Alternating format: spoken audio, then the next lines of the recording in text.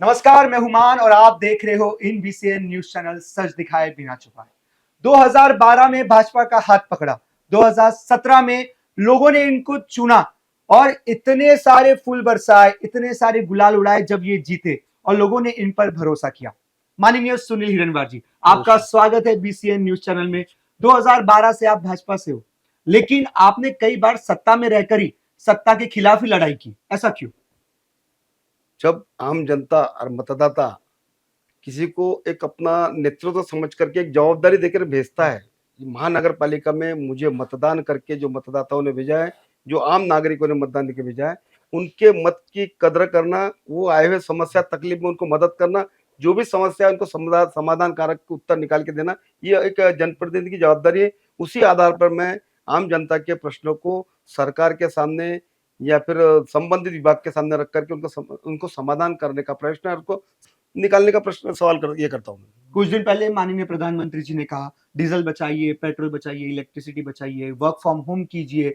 तो क्या लगता है कि देश अभी संकट की तरफ जा रहा है? लोगों को डरने की जरूरत है, क्योंकि जिस तरह प्रधानमंत्री मोदी ने आकर कहा है, लोगों के अंदर एक पैनिक वाली भावनाएं उत्पादन हो गई है और ये बहुत डर का माहौल बन गया है पूरे देश में। क्योंकि देश में जो युद्ध चल रहा है, जो एक अपने गैस हो, डीजल हो या पेट्रोल हो, हमको बाहर से लेना पड़ता है। आज मोदी जी ने जो देखा है कि अपना जो सप्लाई का रूटीन कम हुआ है और साटा है अपने हाथ में, लेकिन आम नागरिकों को उसको युद्ध कब खत्म होगा इसकी कोई गारंटी नहीं है। उसी पैटर्न के आधार पर मोदी जी ने देश के लोगों से आह्वान किया है कि हम अपने ईंधन का सही वापर करिए, जहां अगर जरूरत है तो वहां पर वापर करिए, नहीं तो उसको होल्ड करिए। जहां पर हम उसको बचा सकते हैं बचाने की कोशिश करिए। जहां एक व्यक्ति अगर कार में जा रहा है, अगर फैमिली के सब लोग जा सकते हैं तो उसका उपयोग करिए, या तो सार्वजनिक ट्रांसपोर्ट का उपयोग करिए। आज हम लोग भी जो काम कर रहे हैं, मोदी जी को फॉलो कर रहे हैं, माननीय महाराष्ट्र के मुख्यमंत्री देवेंद्र जी को फॉलो कर रहे हैं, जिन्होंने बुलेट से सफर किया है। उसी प्रकार केंद्रीय मंत्री नितिन जी गडकरी, उन्होंने पब्लिक ट्रांसपोर्ट से अपना आना जाना शुरू किया है। उसी प्रकार महानगर पालिका के पहली सभा में पश्चिम नागपुर के नगर सेवकों ने साइकिल से जाकर के महानगर पालिका में अपनी प्रेजेंटी दर्शाई है। आपके एरिया के ही मुख्यमंत्री जी है देवेंद्र फडणवीस जी, बिल्कुल आपको वोट वही डालते हैं। बिल्कुल बिल्कुल सही। बिल्कुल। आपने उनके खिलाफ ही आंदोलन किया था बहुत साल पहले, ऐसा क्यों? सरकार किसी की भी हो, वो अंधी लूली लंगड़ी होती, जब तक के उसको चिमटा न लिया जाए, जब तक के उसको बतलाया ना जाए कि ये समस्या का समाधान हम लोग कर सकते हैं, सरकार समाधान नहीं कर सकती।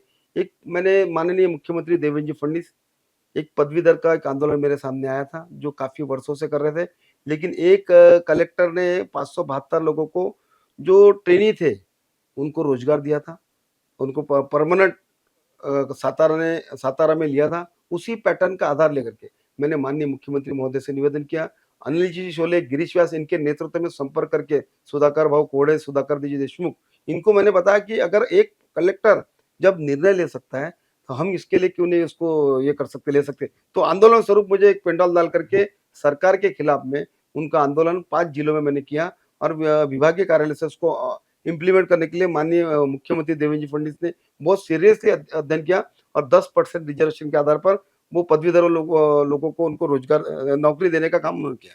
आज तक आपने कितने आंदोलन किए और कितने सफल रहे? मैं कामगार नेता के रूप में काम किया हूँ, और अनेक समस्याओं से कामगार जूझते थे, तो मैं एक हिंगना में मैंने काम किया हूँ, और काफी लोगों को कंपनी द्वारा उनको जो मूलभूत सुविधा दी नहीं जाती थी, लेकिन वो मूलभूत सुविधा उनको दिलाने का प्रयास।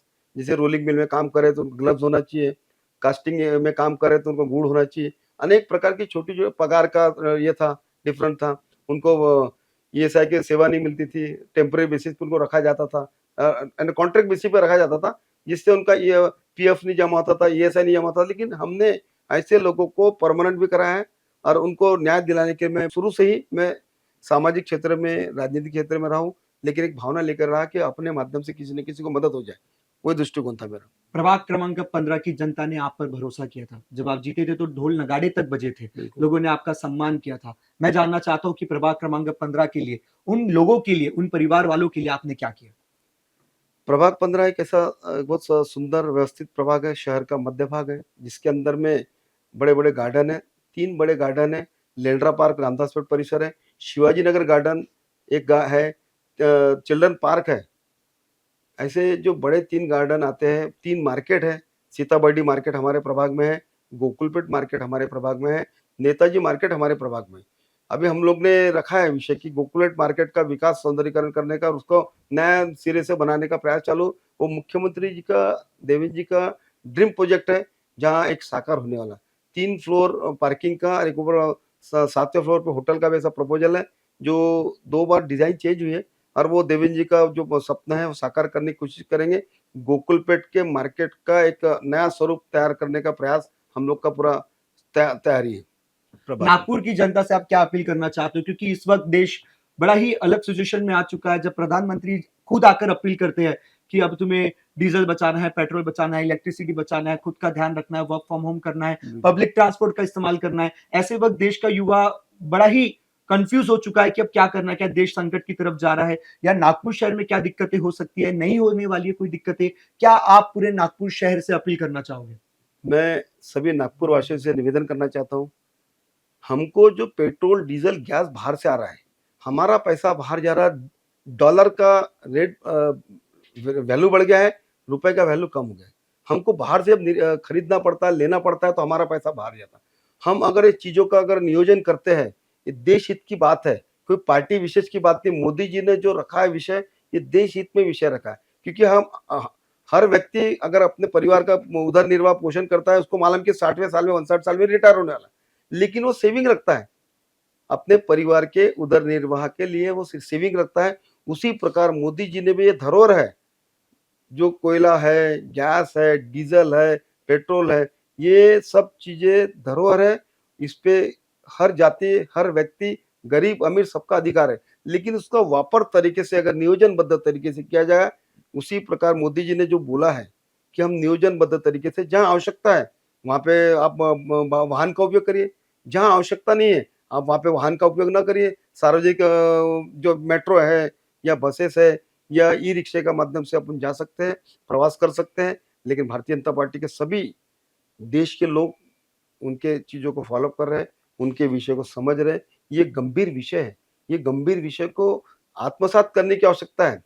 विरोधक सिर्फ बोलना चाहते हैं, लेकिन उनके पास कोई विज़न ही नहीं है, उनके पास कोई देश हित में काम करने की विचारधारा ही नहीं है। अगर देश हित में अगर सोचना है, विचार करना है, तो ये धरोहर को बचाने की आवश्यकता है।